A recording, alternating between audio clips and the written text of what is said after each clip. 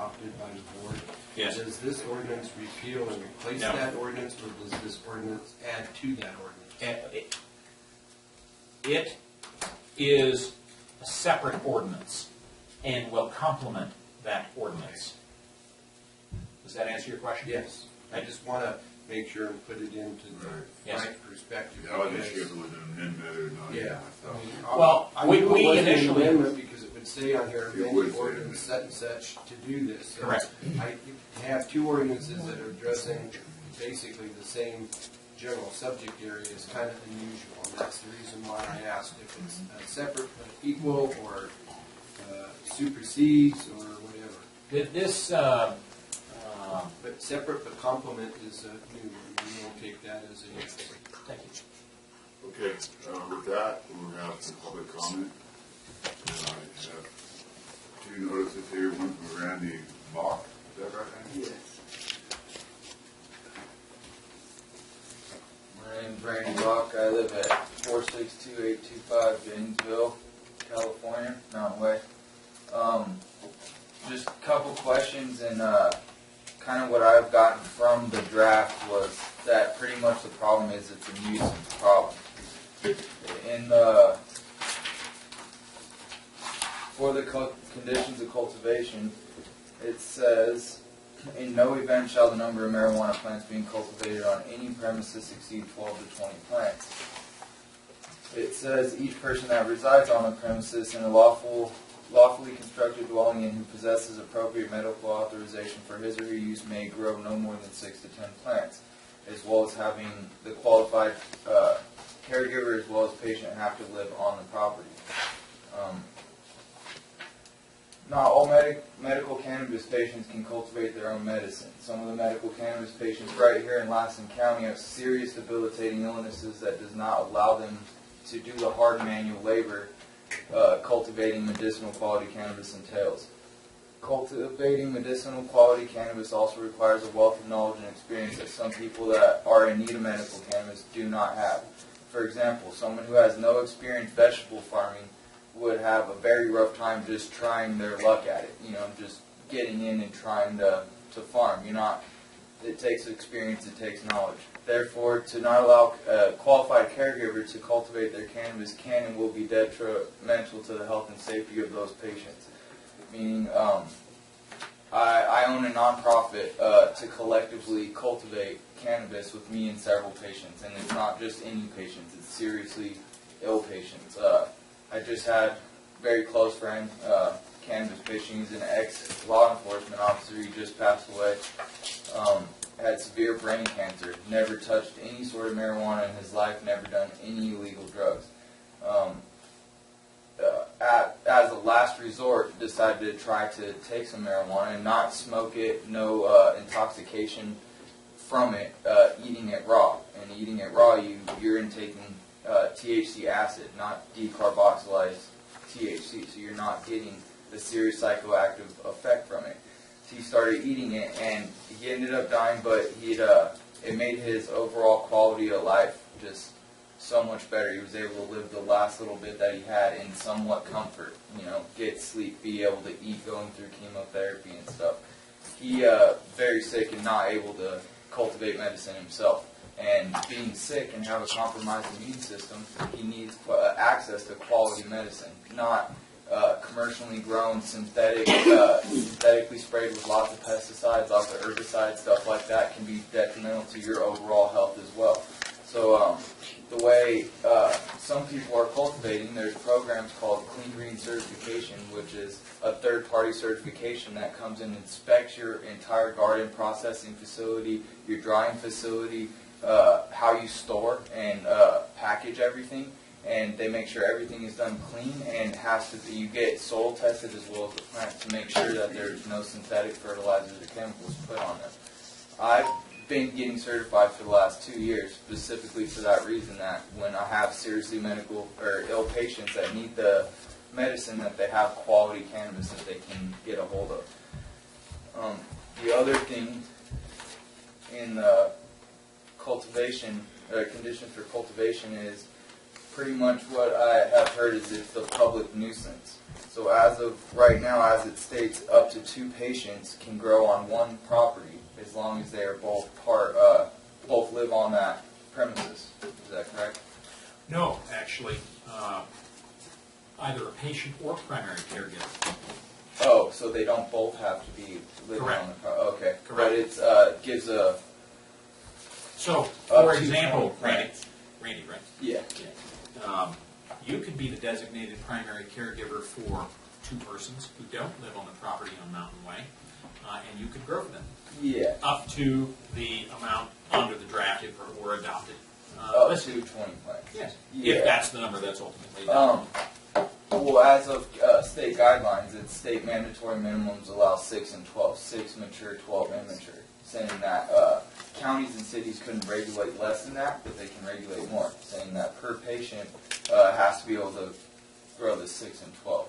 Well, I respectfully don't agree with that assertion, but I appreciate your Yeah. opinion on it. So it being at that, I have 2 patients with muscular dystrophy. One being in a wheelchair has no use of his extremities at all, so he cannot cultivate. The other one walks with a cane and can't do very much, as well as I have a brain cancer patient and several other patients that are in serious need of it. And that's why we're glad that you can do that for them as their primary Yeah, caregiver. and as a recommendation for being their primary caregiver is the state has set up ways that you can form nonprofit entities to cultivate for other people as collectively cultivating your medical cannabis on one property. So I guess what I'm trying to relay is it's a public nuisance on small amounts of property. So you have 1 acre of land or a half acre of land. 50 plants, 100 plants on a half acre of land with neighbors right there is definitely possible nuisance. That's a great issue that you're bringing up, and this was advanced to me in the last 24 hours by a supervisor, and that is the concept of islanding, for whatever else you want to call it. That was a term I gave it. Let's say, for example, we have persons who, and this isn't my ordinance, this is the board's ordinance, and I'm perfectly content to draft it in any way that the board wants me to. And that means that if there is we received complaints about cultivations or grows, if you will, for lack of a better way of putting it, grows that were going on in the Lake Forest area, off Valley View in Janesville. There were some others. I think there was one off Cummins Road out there off A3. These were high plant count cultivations, in a population cluster where, people don't necessarily want to see it, smell it, or know that it exists, or all of the things that are considered public nuisance. But the opposite argument was advanced recently, and that is, what if you own a section, 640 acres, just as a silly example, and you want to grow more than the 16 to 20 plants, and you've got a recommendation that supports that? What if you go and do it off in the middle of the parcel? Nobody knows about it, nobody's offended by it, and the like. And that could be viewed as, for lack of a better way to describe it, islanding, putting it in a place where nobody is offended. If that's the will of the board, I'll incorporate something like that. I don't own this. I had written down just some recommendations. Sure. As of right now, the way I see it is anyone pretty much or anyone on any piece of land that's can pretty much cultivate up to 20 plants if they have their legal recommendations and the legal caregiver. If there's 2 recommendations on the property. So as of right now, even somebody on 1 acre with this draft, they could still produce 20 plants on that 1 acre, right? Mm-hmm. That's the way. There's no limitation on parcel size per se. Yeah, so my recommendation would be that somebody that's growing on 1 acre, okay, you wouldn't raise 50 head of cattle on 1 acre on Main Street, Janesville. It'd be a public nuisance. It's kind of a similar thing of going on with So are you suggesting a kind of stepped up amount of cultivation that can occur in terms of plant count based on parcel size? Yeah, more or less acreage limits of, so for example, a person on 1 acre, they should be allowed their state minimum. State minimum allows 6 plants. Every qualified patient is, by state law, allowed to cultivate up to 6 plants, depending on their medical needs. So a person cultivating on 20 acres or 40 acres where they can be 400, 500 feet away from property lines, the smell isn't a problem, there's no view of neighbors, there's no neighbors, to stick them with the same limits, especially if they have, say, this proper state filings as well as county filings of nonprofit, the seller's permit, everything that's needed to be completely legit by state law, or the county enforce something of marijuana program where you can actually come to the county and say, look, I meet all these requirements of I own over 20 acres or 50 acres, I have all my recommendations, a nonprofit. The county can get somewhat of a little bit of kickback by charging. Mendocino did it. They did a zip tie program of charging per plant, of saying, okay, well, if you're going to cultivate up to whatever, 70 plants, 90 Was that plants. before or after the feds served the search warrant on The feds came to, well, the thing was the feds came and told them that they were doing too much. They were allowing up over 99 plants, and you could buy zip ties for every one. The feds came and actually told them, look, lower that plant limit down, and we'd be okay with it. So specifically, let me, aside from, and I don't necessarily accept the legal premise that you have a right to grow up to 6 plants. If that were the case, how do you reconcile that with the Fresno action of the Board of Supervisors to eradicate all growing, period, in that county? That's another issue. Yeah. Let me ask you specifically, do you have a proposal in terms of what parcel sizes would then permit you to grow in what quantities? And if so, could you please state that, sir? I have some of my recommendations. This isn't anything that I would say would be Well, it's okay because we only have a semi-ball right now. the perfect situation. Sorry. But a person cultivating on 1 to 5 acres, Yes. or less than 1 acre, be able to do their 6 plants. Okay, so under 5 acres is what? 1 acre. Well, less than 1 acre would be 6 plants. 1 to Okay. 5 acres, 6 to 12 plants. 5 to 10 acres, up to 24. 10 to 20 acres, up to 48, and over 20 acres would be. Slow down, greater than. 10 to 20? Yeah, 10 to 20 acres, up to 48 plants, and 20 acres or more, up to 72. Just because the 99, like you said with Mendocino, Right. the feds don't want to see 100 plant gardens everywhere. Right. So if it was somebody that, and it abates your public nuisance problem of saying, there's not these Lake Forest groves of 99 Right. plants on quarter-acre parcels where end to end it's full of plants. That would completely get rid of that because it doesn't meet the requirements of acreage limits. So they would be kind of out there in those small raw pieces of land where they're just moving out to the middle of nowhere with a quarter-acre piece. They're not going to be able to do that, and they're not going to just be buying up land to cultivate because there is acreage limits. So it kind of, I think, according to the public nuisance, I think that would be a better way to handle it than still being able to have every one of them with 20 plant gardens. So they're buying more parcels to put more plants on. So you think that strikes the balance? Yeah, a little bit more so than just everybody can grow the same. One question. I have one question, Jim. Okay, suppose you have 5 acres, or 20 acres, and that was 48 plants, is that right? 20 plus acres, and I show a 72. 20 plus acres up Okay, to 70. I didn't see it moving too fast, I couldn't write that. 5 to 10 would be 24. 24. Okay, so you got 20 acres spot, and you're out on the borderline, where you're growing it. Borderline of. Of that property, that 20 acres. And 500 feet away, you have several houses. Yeah. To me, you're too close. We need a distance. Property line setbacks. You have in the draft of 20 feet as of right now, maybe as of, for 1 acre or less, a 20-foot setback, but say if it's over 20 and you're going to do 72, have Do you a have 300 specific foot numbers that you're setback. proposing for that? Have you thought that part out? Shasta County, I've done a lot of research on it. In Shasta County, I had setbacks of 150 feet.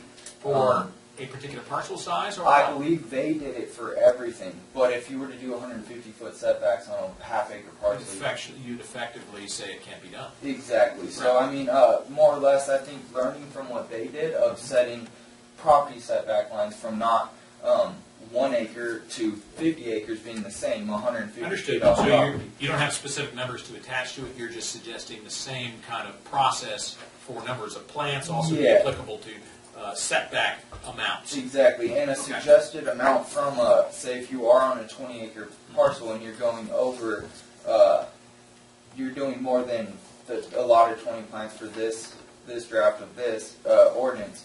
Say 150 foot is what I was saying. If you have 150 foot from each property line, the neighbor's house, if you're on a large piece of property, more than likely isn't on their property line either. So you're going to be more than likely several hundred feet away, even at 150 foot away from the property line. Okay.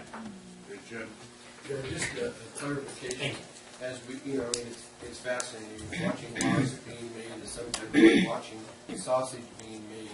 It's not a pretty thing, but I have to say that the process you're engaging county council is actually entertaining. So it's actually happy sausage. But anyway, the question I have is, I mean, based on the earlier part of the presentation, we're requiring that the property where these grows take place, for personal use is owner-occupied properties.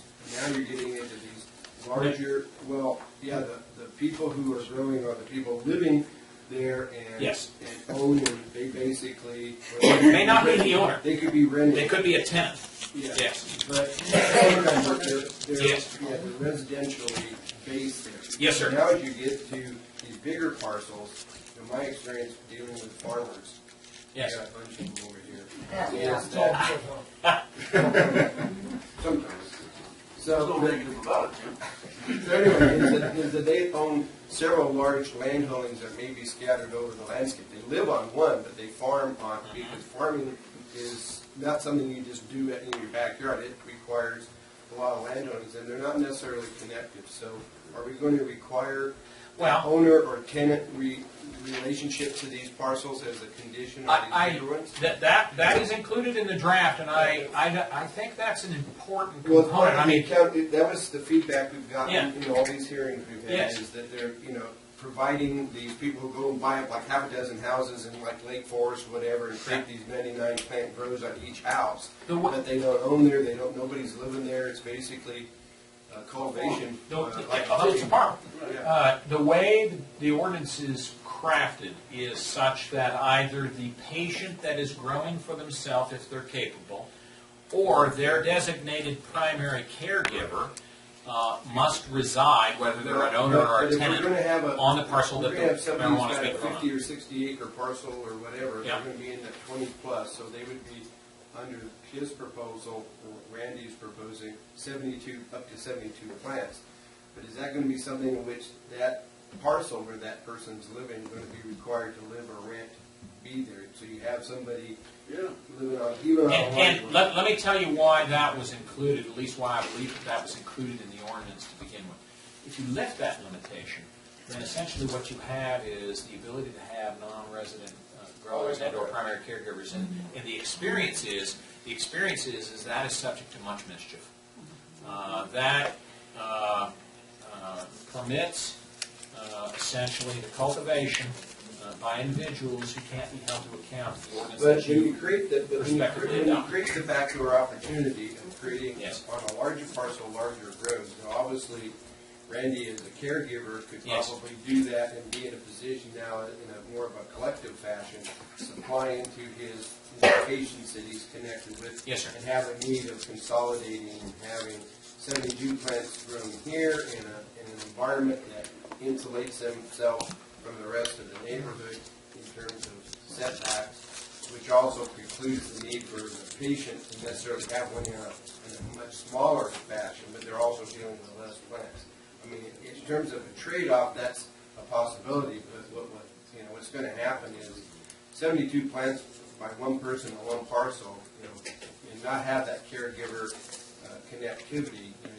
We had the one guy at the podium says, he smokes a lot of pot, and 10 plants is most any one person can really use. I mean, so he was questioning even our setting limits higher than that. I mean, the 6th limit was what the original, when this whole thing started, we had the marijuana cards and stuff, and setting up that mechanism, there was 6 plants per person. And then if you have 3 people living in a house, now you could have 18 plants. And the Fed said none. And then when the Attorney General said, we're not going to waste our time dealing with anything less than 100 plants or more, so automatically, that was the problem with the ordinance adopted in 2010, which was current at this time. all of a sudden everybody had the idea that they could do 99 plants. Okay, well, the ordinance has never envisioned 99 plants. You're not going to get prosecuted by the feds unless you have more than 99 plants. So that kind of de facto thing there was established. So between 99 and 6 is quite a territory in terms of additional plants. And with that brought a whole host of new problems into the neighborhood.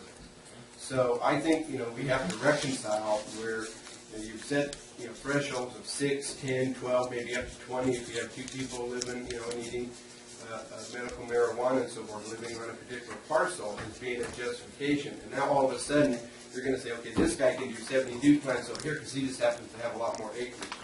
I mean, the dichotomy is huge. Again, I'm not going to do it. I'll affect your will. And if you want a structured kind of step down or tiered system, I'm happy to incorporate that. The 2010 ordinance totally eliminated collectives. It basically outlawed the collective approach. Dispensaries. Significant distinction between the two. Yeah. Collectives are still allowed in terms of kind of like a patient, caregiver type of a mode, doing it in a collective fashion. But the dispensaries were designed to try to supersede and kind of just create a storefront, for everybody. Correct. And that was what was eliminated. And I think that remains intact, and we think appropriately so, because we think that correctly observes the law, contrary to what some other counties have permitted to become established. But I think that the balance, though, is that I think as we tiptoe through this other area, we need to understand and maintain the balance between what the individual needs and what the individual can use versus creating growing opportunities in a larger environment, because now you're moving more towards creating a multiple use of the output rather than that single use, which is what really the Compassionate Care Act originally envisioned. I mean, that was where the exemption was. We're going to do this because this one person needs it in this particular setting, and then it kind of magnified from there. I guess what I'm gathering from your remarks is that there is some difficulty amongst, I guess what I want to say is a pretty significant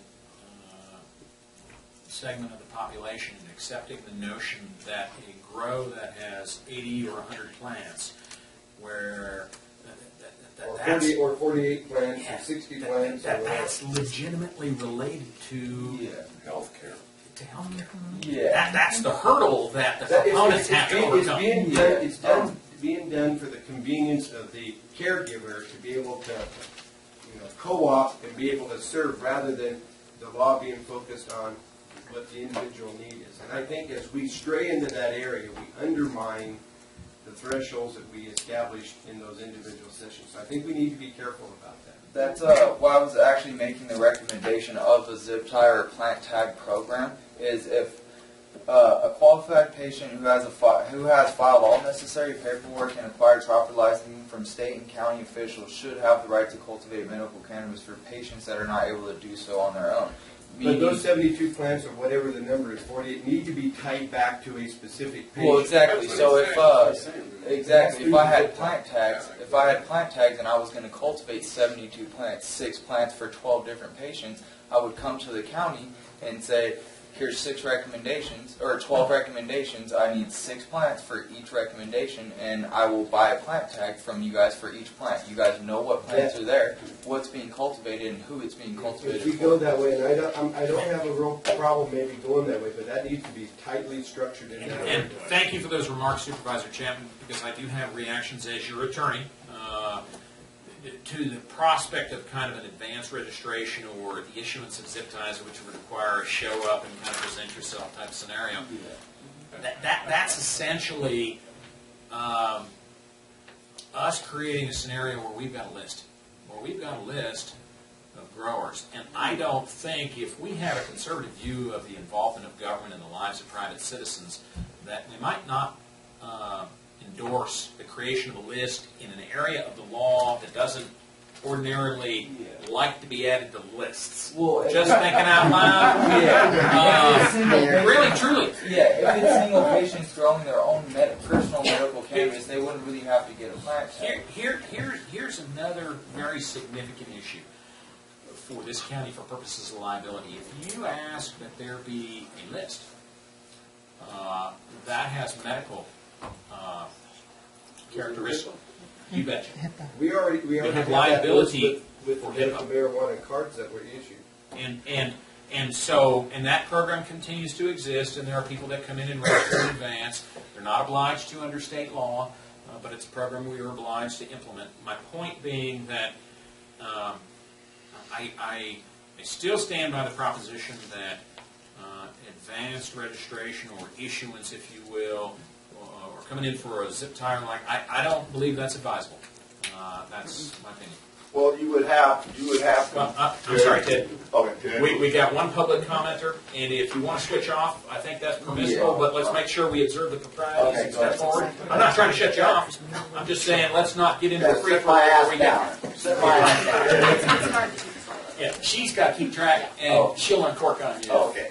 You're not Okay, careful. we got one more question for Randy and then Ted. Randy, you were talking about you get certified. Yeah. Who's certified?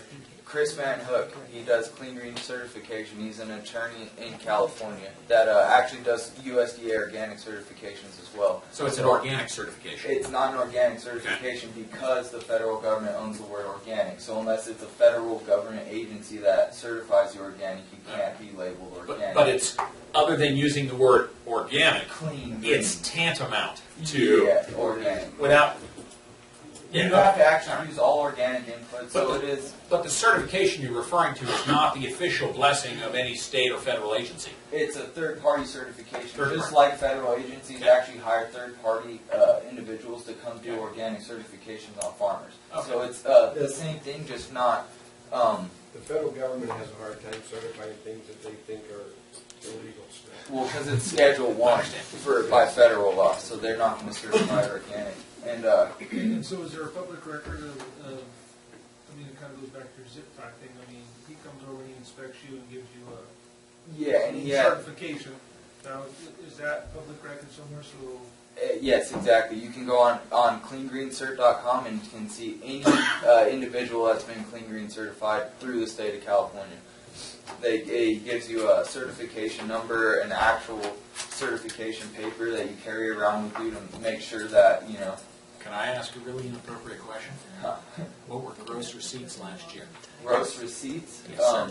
income, You don't have to answer if you don't want to. You're income. under no obligation. Yes. I really only have about 12 patients, so gross actual sales was very little. I think the amount was around $10,000. It wasn't very much, but that's the point of what I was saying with forming a nonprofit with plant tags, where not everybody would have to have a plant tag, but if you're a person, and I know in my position, I would love to have a way to be in complete compliance where everything's transparent. And I know pretty much most people that are in my position are willing to do the same. That's why the zip tie program actually did very well in Mendocino until the feds told them, look, the limits are too high. You need to lower those limits down. You know, but Thank you for the answer. thank you very much. one last question, if you don't mind answering, is what does that certification cost you? It costs about $2,500. I believe it's $2,500 or $2,000. Is that regardless of the number of plants you have? No. If it's a very small garden, very small, I think it's 12 plants or less, it's a small amount, a small number. But if it's over, I think it's 40 plants, it's the $2,000 or $2,500. Is that a patient call? No, probably my girlfriend doesn't know I'm here. Sorry. Okay, Randy, why don't you let Ted out? Thank you very much. I apologize, Randy.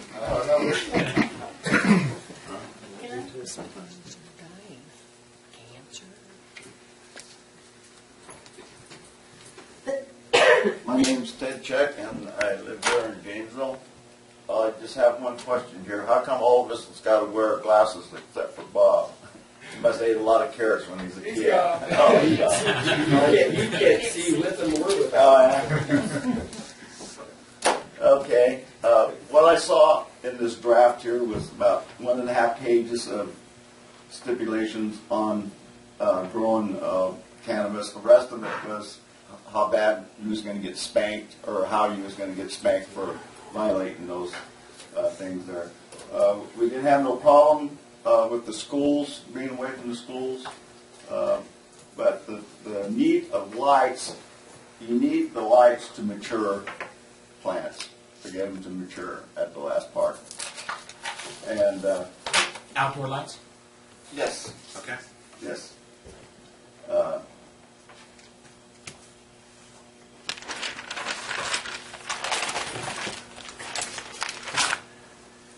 I mean, this issue